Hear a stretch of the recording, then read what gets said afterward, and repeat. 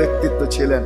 মৃত্যু যার কাছে বইলা আসতে হয়েছে, আল্লাহ নিজে বলছেন মালাকুল মউতকে, বন্ধুর কাছে যাবে, অনুমতি দিলে ঢুকবে, নাইলে ঢুকবে না।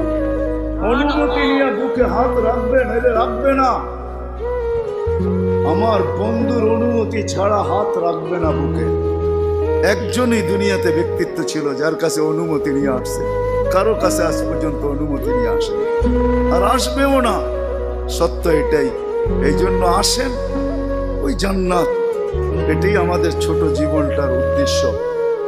এই জন্যই আল্লাহ ডেলি ডাকে, 5 বেলা ডাকে, গ্যারান্টি দিয়া ডাকে, সিল লাগা ডাকে। ইদা সালুহা সালুহা সাইরুল আমাল।